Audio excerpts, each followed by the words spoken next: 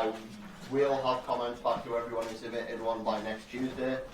However, a very particular pattern has emerged, and I just want to point it out, because I mentioned it in the first lecture as well. The most popular question by far is the question on evil. And that's fine, but one issue we've had problems with in previous years is people who've done A-level just thinking that they can just regurgitate their A-level notes. Please don't do this, you will get a bad mark. I have marked many essays like this, they're not very good. If you want to make sure you don't do this, maybe try a different question, maybe go outside your comfort zone. If you want to do evil, that's fine, just try not to fall back on stuff you've already learned. Okay, the magic light is now on, and now we can get to the actual lecture. So, today we're doing Moses Maimonides, one of the most sort of influential Jewish theologians, who also is crucially influenced by Aristotle, and whose work then goes on to influence Christian theology. Maimonides is also, just like as we saw with Mincina, like very precise and very rigorous in his argumentation, and he has a bunch of very specific concerns that we're going to try and address. But, as ever, before we get there, we're going to look at our questions. So our questions this week are: what can't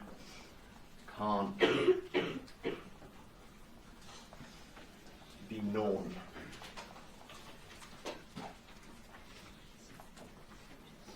And what can't be hoped for?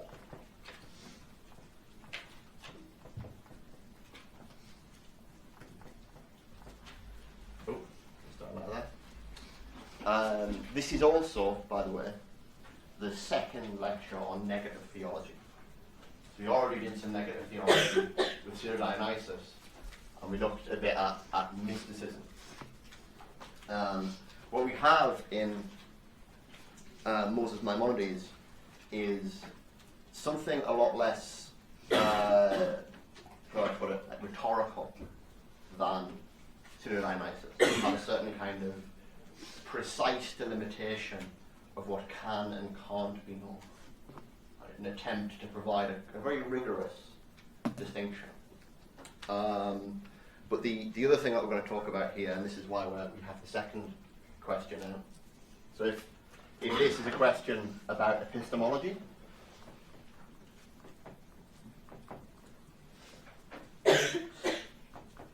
this is a question about eschatology. Eschatology is that aspect of theology which deals with, well, not just the future, but with the ultimate future, the end. Right? And this can either be the literal end of the world, or it can be the end of the world as it is, and the beginning of something better. Right? And crucially, Maimonides, being in the Jewish tradition, right, is interested in the question of the Messiah. In the Jewish tradition, the Messiah is, the one promised to come, who eventually will undo the sin that mankind took upon themselves in the fall. Right? So, in Christianity, Jesus was the actual Messiah who turned up, but again, he was sacrificed on the cross, and he's going to come back at some point. Both of these are kinds of eschatology, right, to do with the messianic figure and a kind of promised reckoning, an overcoming of some inherent break between the human and the divine. Okay, so let's just look at this first question.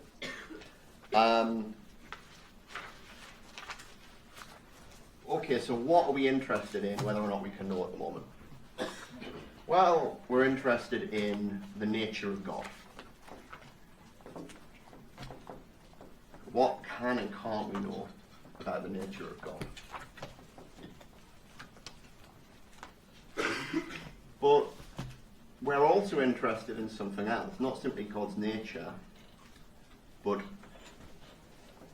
God's law. Right? So as I said before, at the beginning, we don't just have these metaphysical questions about the nature of reality, we also have these ethical questions, right, in religion, about how we should act. Right? And God's law is this, it's the dictates that we are supposed to live by, sorry.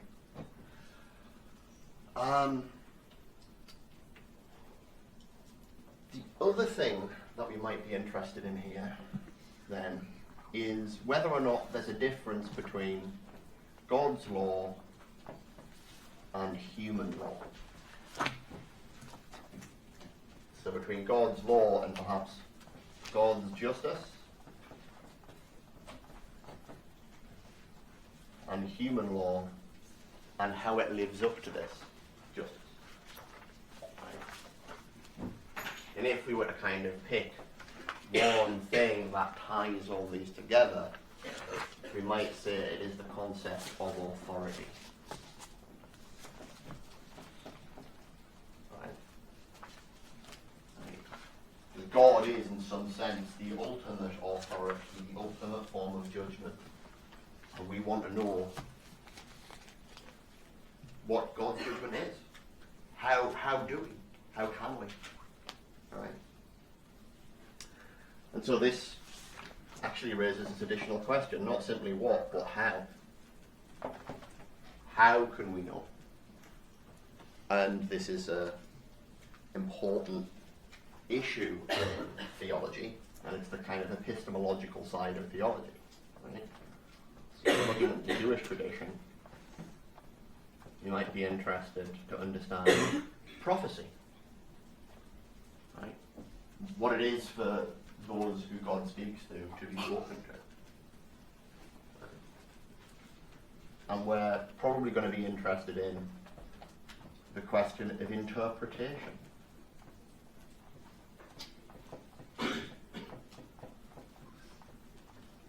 Not just in the sense of the interpretation of prophetic dreams, like how do I understand what God is trying to tell me, right? But also, as we've seen before, in the sense of the interpretation of religious texts, right? If these religious texts have been passed down to us, how are we supposed to correctly interpret what they're telling us about God's wishes? Right? And then thirdly, we might be interested in how all this ties to reason. Right?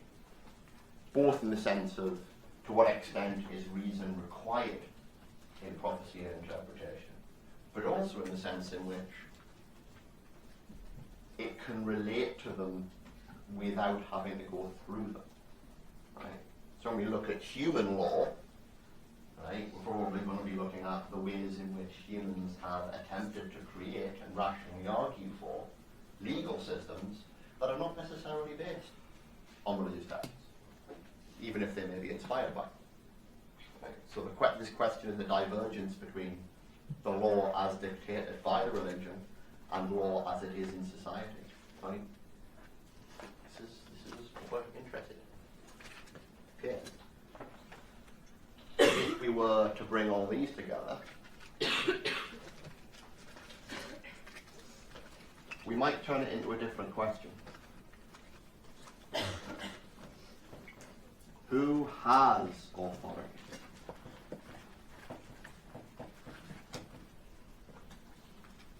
Who are we supposed to listen to?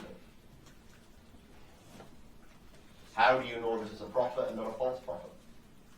Right? How do you know that this is the right religious text rather than that one? How do you know that this politician or this judge is making a rational decision about the application of existing law?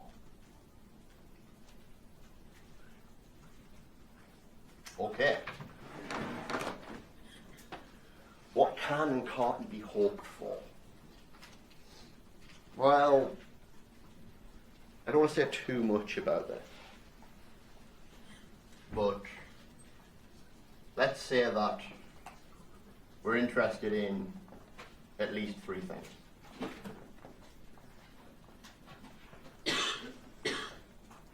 Personal destiny. Right? I want to know what happens to me. I don't know what happens to me after I die. I want to know what the end times, how that relates to my legacy person. Right? But we also are probably interested in humanity's fate. Not simply what does it mean for me, but what does it mean for all of us? What does it mean for this weird society and species we're part of?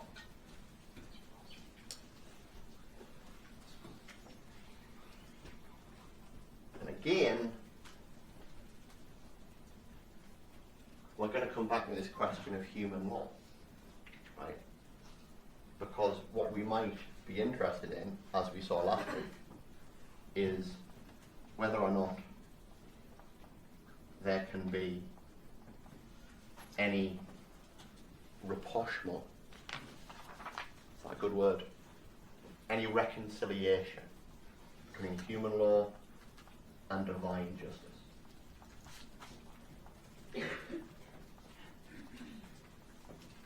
Can the imperfect ways in which we have tried to act in accordance with God's will, or just in accordance with some idea of the good, right, ever be reconciled with divine judgment?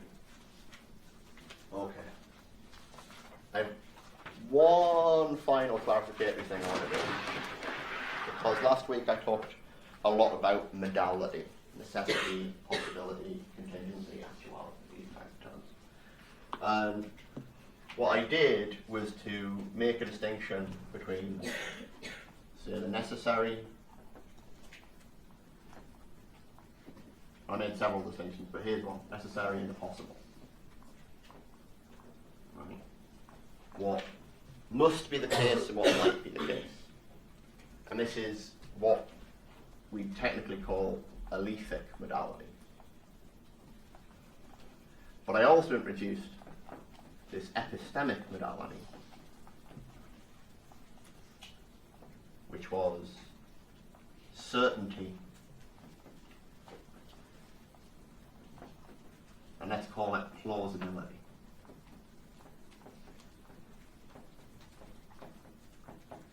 Some things are certain, 2 + 3 = 4. Some things are merely plausible. Right?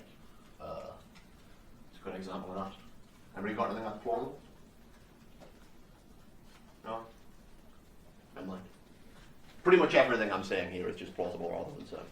Let's put it that way. Right? All I want to do is to top this off by adding what would technically get called deontic modality, which is the difference between demand and permission. You can also call it obligation and permission. What this means is essentially we've got 3 different senses of the word must and can, or may or might, right?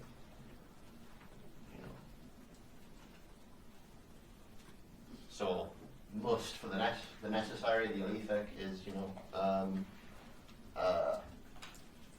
something like a natural law, like if I accelerate this 1 kilogram, if I add 1 Newton force to this 1 kilogram mass, it'll accelerate it 1 meter per second squared. It must accelerate. Right? Certainty. You must believe that 2 + 3 = 4. Certain. Right? But here, the demand, you must do. You must not kill. Right? Whereas you are permitted to have the occasional snack between meals. Right? The same set of words, must, might, can, occasionally we add in should, or, right? But these are the sort of distinctions that are in there. And the reason it's worth thinking about this is because when we think about human law, we think about how we ought to act. And this is slightly different from the way things ought to be.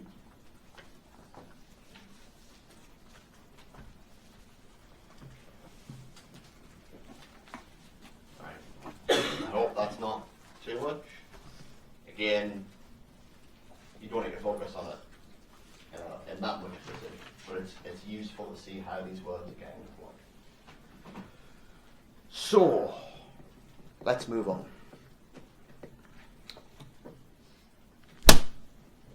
History. So I've already said a little bit about Judaism. The important thing, I think, to understand about Judaism is the sense in which the Jews are the chosen people. Right? They, as far as their covenant goes, are uniquely chosen amongst the peoples of the world to receive God's law. Right? And there's a whole history of the Jews in the Bible. There's a series of prophets who get visions from God, or God talks to, but really the crucial moment is Moses. Right? Because Moses is the prophet whom God gives the law to. Right? And often we think this is just the Ten Commandments, but actually it's quite a lot more. Officially, I think the tally is something like 613 with 7 that were added later. Right? And this is the basis of Jewish religion, is these laws. And, crucially, their interpretation. Right? And this is what the rabbinical tradition is. Rabbis are judges. Right? They judge how the law is to be correctly applied in individual cases, and they draw on precedent. They draw on the decisions of rabbis who came before them and give precedent to the rabbis who come after. It is a religion which is essentially about jurisprudence, or at least at the heart of which there is a conception of jurisprudence. However, there is also, as has been saying, this notion of a kind of messianic suspension of it. Like the laws are what we need in order to live in the world as it is now. And the coming of the Messiah is in some sense the suspension of the need for them. Right? The point at which we get the state of affairs we had in Eden back, however you want to interpret that. Crucially, one other thing I mentioned, I did say this in the lecture, the first lecture on negative theology, the Jewish tradition has a very, very strong taboo against the representation of God. Okay. God is, in some important sense, unrepresentable, and this is why Judaism is a very interesting source of negative theological ideas. Right? Right? God isn't here. God is, you can't go on. Right? God has just given us the law and we have to get on with it. Right? That's the sort of really interesting part of Judaism, I think. Okay. In order to explain how Moses Maimonides works out these ideas, I need to explain a little bit more Aristotle. I did a bit of this last week. I'll try and again leave it as minimal as I can. So there are basically 3 aspects of Aristotle's system that I haven't yet explained, which need explaining. The first is the 4 causes.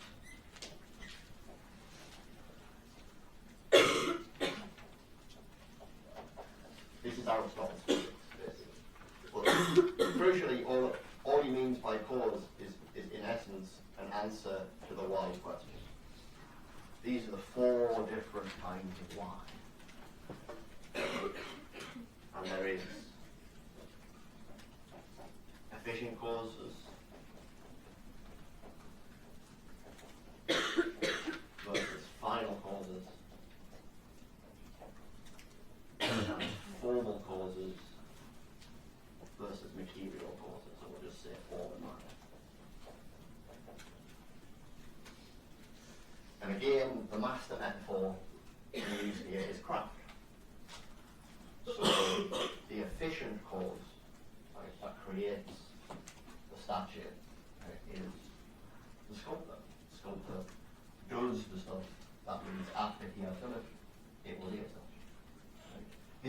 also specifically Molo used the word cause.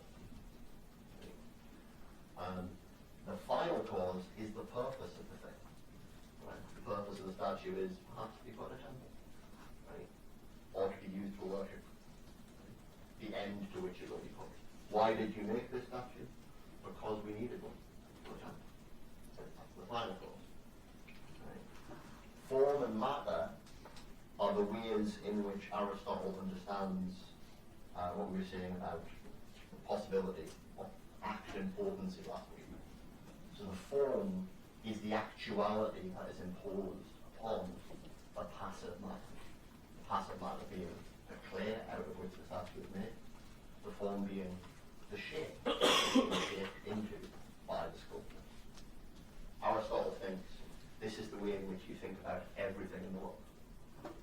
Through these four types of question and four types of answer. The next important notion is the distinction between substance and accident. And this is again just articulating Aristotle's conception of actuality and possibility. The substance is what something is, necessarily. Okay, it's the thing about a thing that cannot be otherwise. Right? And accidents are everywhere. So, I've used this example before, like, in some sense, you might say, it's part of my essence that I'm an animal. Maybe it's part of my essence that I am rational. Right? These are substantial features of me as a thing. Right? But what colour jumper I'm wearing could be otherwise. Right? It's an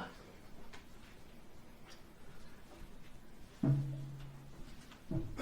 What this enables Aristotle to do is to come up with a way of thinking about the system of types of things.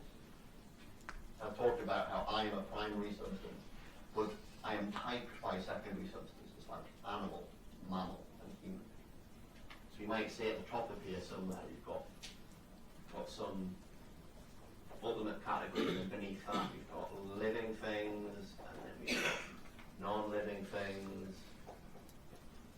Right? And then in there we end up with animals, and then maybe plants or whatever, and then under animals there's going to be us, and there's going to be other stuff. This is the hierarchy of genus and species.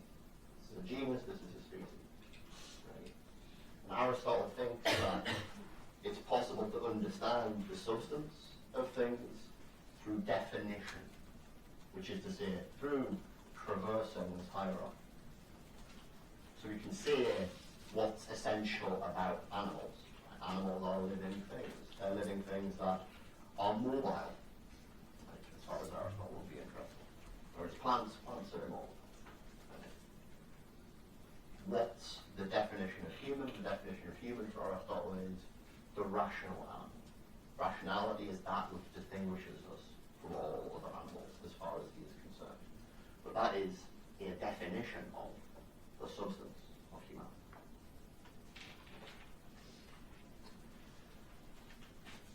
Everybody basically okay with that? It's still the system that most people use today. It's the way in which most people think about what it is to be part of a general kind. Right? Have these hierarchies of generality. The third thing, and this is the most difficult, but also the most important for understanding most of Maimonides' argument, is what Aristotle calls categories. Right? And there are 10 of these. The first of which is substance. Is this too small for people to read, by the way? Can people see that? Am I okay? Well, let's see if I can remember all 10. Substance, quality, quantity,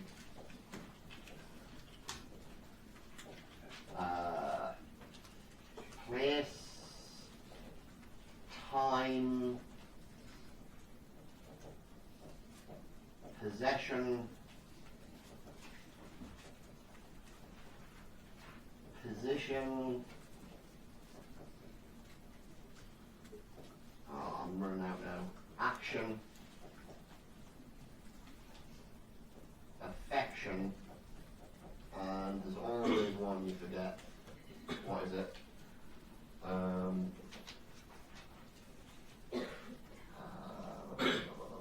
Relation. Here we go. This, whenever you look at it, seems really complicated and a little bit scary. But this is why, what I was saying, so I said last week that the reason Aristotle became so popular is he gave this incredible systematic approach to everything. I think the categories is kind of at the heart of that, because what the categories are about is essentially explaining every possible kind of fact there could be. The categories are about categorizing all the possible true judgments you can make. Right? If there's anything that's true, somewhere it's in here. Right? So what these are about is different kinds of judgments you can make. Now, when I've been talking about definition, that's what's going on in substance. Substance is the primary category. The rest of them are the different kinds of accidents that there can be. Right? So quality, right? The carpet's a kind of weird blue colour. That's a quality of the carpet. Right? Quantity. How many chairs are in this room? Right? How wide are they? How big are they? Right? Those are judgments of quantity. Right? Place. Where are they positioned? How are they positioned? Right? Well, actually, sorry, I've skipped to an additional category, because how they are positioned is in fact a separate thing. Right? Not simply where you are, but how you are comporting. Right? So I'm always here, but I might raise my arm. Right? Those are two different kinds of judgment as far as Aristotle is concerned. Possession. Right? This is for things like my jumper. Right? I'm wearing a jumper, it's something which I have. Right? That's another kind of judgment. Action. Right? If I run out the door and run down the corridor, that's something I am doing. We can make up a whole bunch of other examples. Similarly, if Zoe comes over here and tackles me so I can't run out the door, right? That's something that's happening to me. That's an affection. It's passive rather than active. But finally, there's consideration. These are things like, your laptop's possibly more expensive than yours. Right? Comparative relation. Right?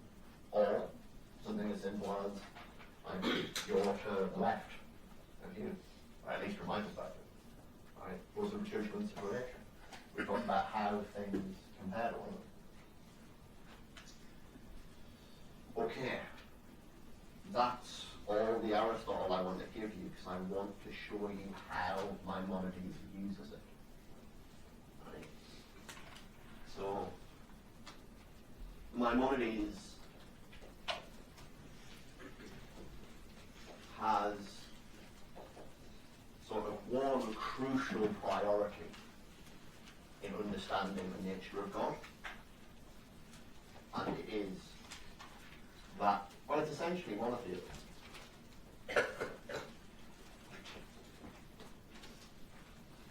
Right?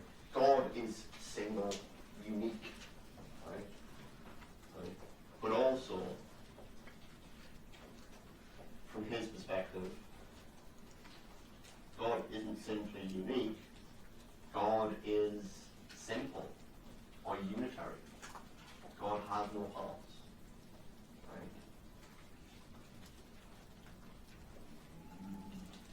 And he thinks that on that basis, God's essence, any kind of possible definition we could have given of God in this sort of system of defining things, can only be his existence. For everything else, there's a distinction between its essence and its existence. Whether or not it exists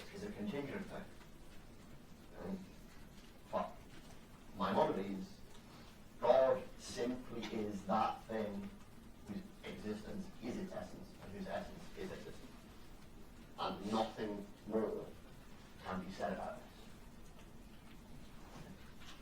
it. And this is why Maimonides is so important in the history of negative theology. Because what he wanted to do is, in effect, justify the claim that we can't say anything positive about God. All we can say is God's essence is to exist, and we cannot make any of the other kind of judgments about God, save one. Right? I'll underline it.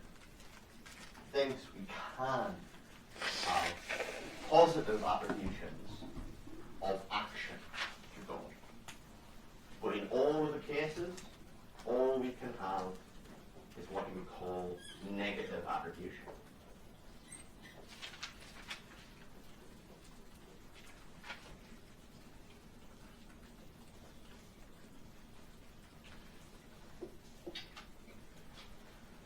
Now I'll go through the argument quickly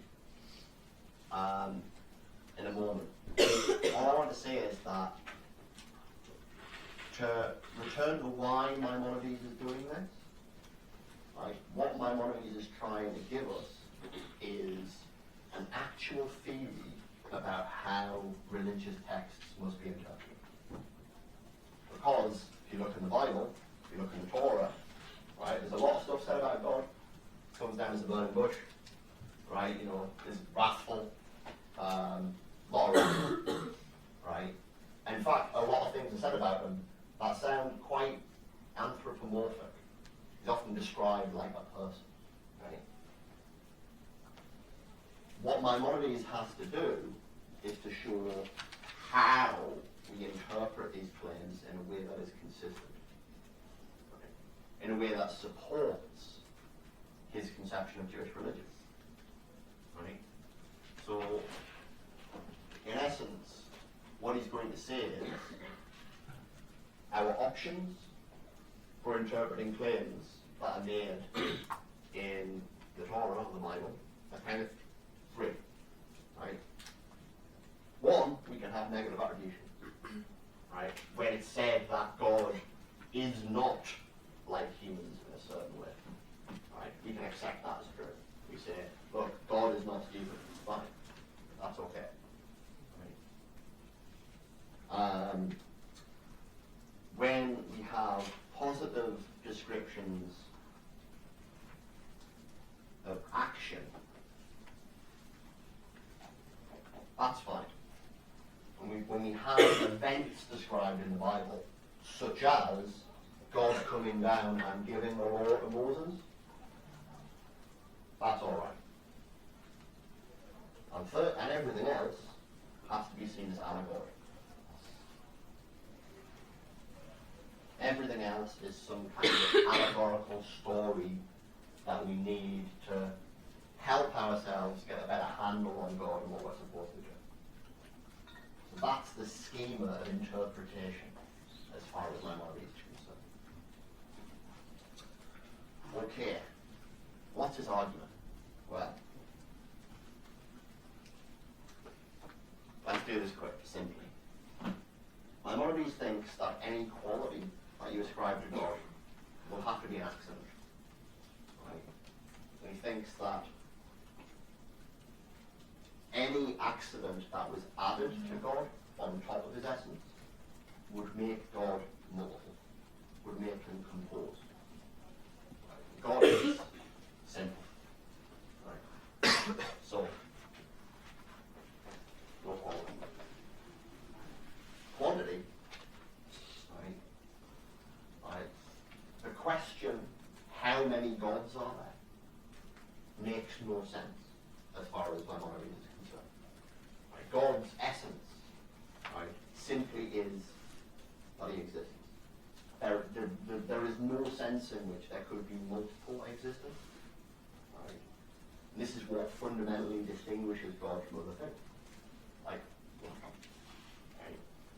So, God is unitary, he is one, but he is unitary he has unity without number. God is singular, but not because there just happens to be one God. Right? Rather, because the very question, how many gods could there be, makes no sense. Place and time, not having any of that. Right? God is not in the world in time. And the reason for this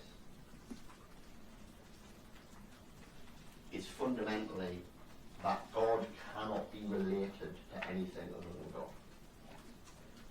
And this is the weirdest and perhaps most difficult part of the argument. In essence, this applies for absolutely everything else except for action. I mean, out of the way. No possession, no position, no affection. All of these are in some sense based upon relation. And Maimonides' argument here is quite interesting. What he says is that in order for there to be a relationship between two things, they have to be comparable. Right? So, you know, if we were to talk about animals and we were to talk about predator and prey, this is a predator and this is prey. This only makes sense because they're both animals.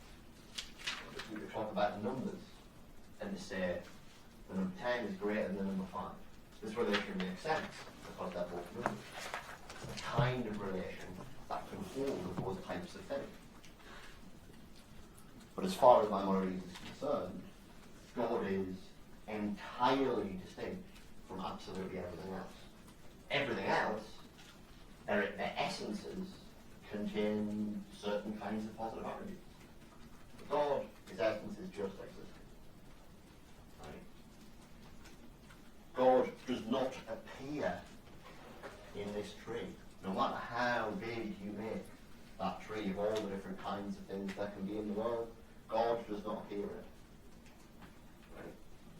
And that means you cannot compare God to anything else. Right? Which fundamentally means God can't be in space, he can't be in time, he can't have things. Right? He can't be affected by things. Right? All of the other kinds of accident, we cannot say anything positive. What we can say, though, are things that are negative. And this means that the traditional descriptions of the qualities of God can be reinterpreted. So, omnipotence. God is omnipotent, looks positive. Maimon will say, God is not without power. Omniscience, right? God is not ignorant. What we get are these kind of double negatives that are supposed to give us a handle upon God without saying anything positive about his nature. And this looks quite similar to the way in which Pseudo-Dionysus talked about the via negativa. The difference is that Pseudo-Dionysus didn't have this elaborate Aristotelian theory of language. Maimonides does, and so he can say quite precisely what it is to say negative things about God and why it can tell us things about it. Okay. So, I'm potentially not going to get to my interesting bit of philosophy that I usually throw in, so let's see how I do. I have one last thing to say about Maimonides, which is about prophecy.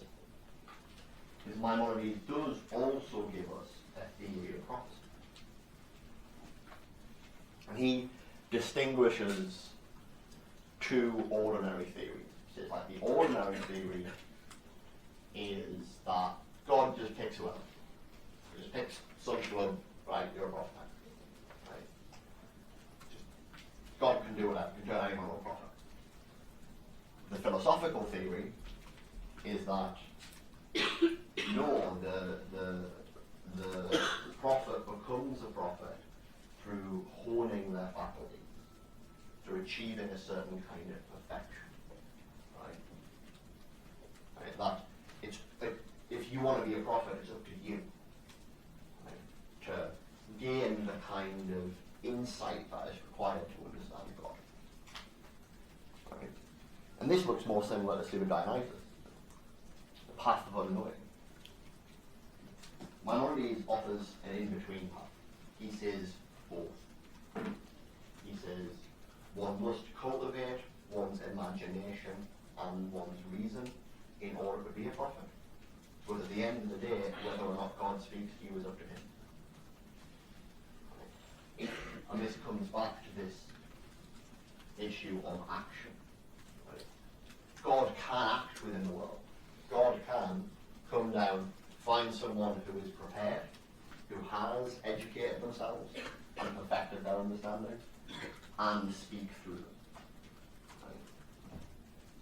And that's how we can trust the authority of the prophets.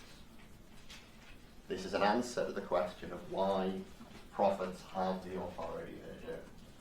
Because they are educated and then God speaks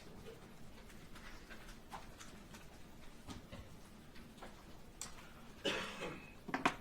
Okay. I'm going to say something very brief about Derrida. What I set the optional reading for this week, and it was way too long, and I shouldn't have said it without cutting it down quite drastically.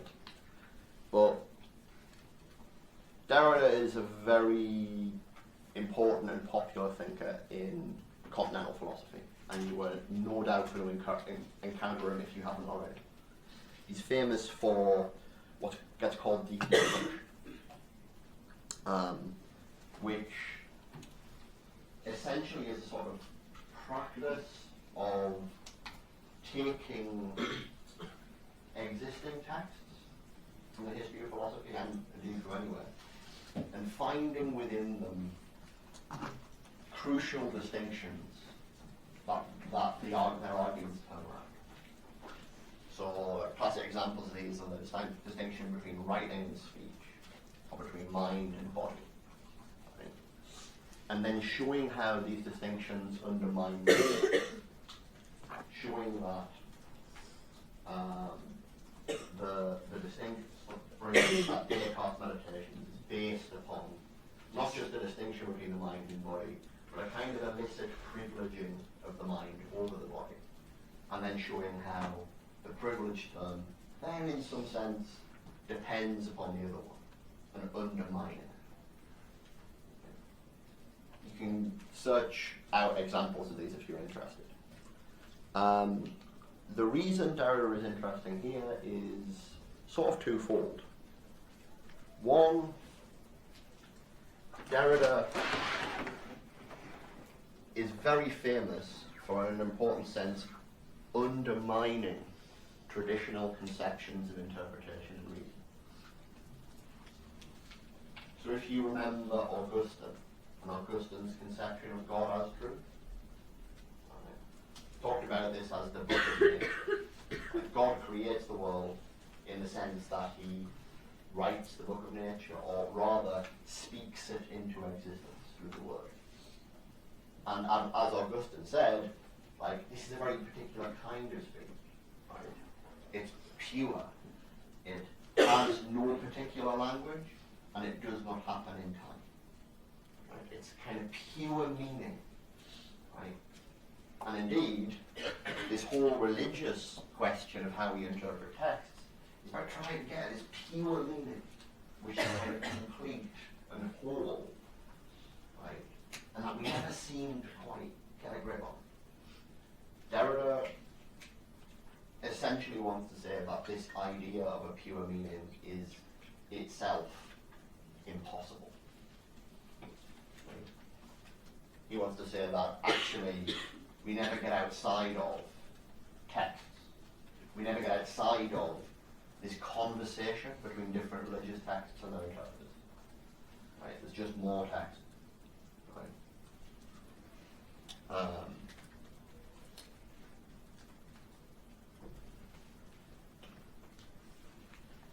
So that's Derrida's kind of general strategy. However, what he specifically does in the piece that I set is to try and undermine the idea of authority upon which these questions of the interpretation of law are based. He doesn't just try and undermine the idea of a pure meaning that we're trying to capture from God.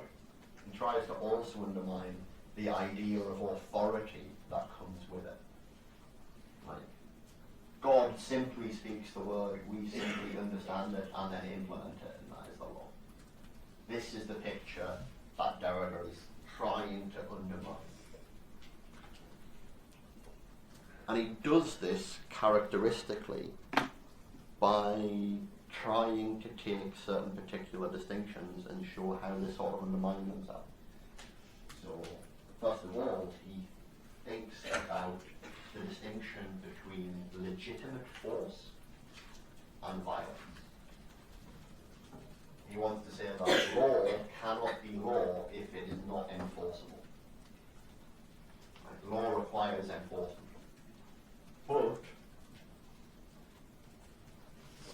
and this is the crucial thing, because law requires enforcement, there must be an initial moment through which that force is implemented. So there must be something like the founding of a state. Right? Some people come in and go, right, guys, we're in charge now. Right, we've got police. Everything's going to be fine, but we're in charge. Right? And crucially, the justification of that original force cannot be based upon the law it itself institutes. Right? So he thinks that the very distinction between legitimate force and violence is founded upon violence of some kind. Right? So that's the past of justice. Right? There's always going to be what he calls a mystical foundation of authority. There's always going to be a, look, we just have the divine right of kings, or something similar. What's the present of justice? Well, the present of justice is the judge and jurisprudence, the application of the law. Right? And here what Derrida wants to do is to show that there's a similar situation involved in the way in which every judge has to make a decision. If the law was simply obvious, if its meaning was simply transparent and self-evident, there wouldn't be any need for a judge. Right? Yet the judge has to claim simply to be applying and interpreting law. Right? The judge has to, in some sense, act on the one hand, but then merely calculating the result of a law or a decision that's already been made. But at the same time, they have to make a new decision, which extends the law and develops it for future people. The law has to be presented as already complete, despite being in the process of constantly being completed and revised. Right? So there is this sense in which law is kind of fundamentally undecidable.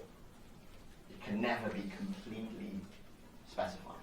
There's always going to be this need for further specification. Anybody who's ever played a complicated board game might will appreciate this. There's always cases where you look in the rulebook and you're like, the rulebook does not tell us how we should go. We simply have to make a choice. Okay. If that's the present, what's the future? And this is where we hit eschatology. What Derrida wants to say is that the very distinction between justice and law requires the impossibility of justice. So just as Mayasu last week insisted upon, we need to acknowledge that justice as the resurrection of the dead is possible, Derrida will say something strangely similar and yet opposite. He will say justice is always yet to come, and it never arrives.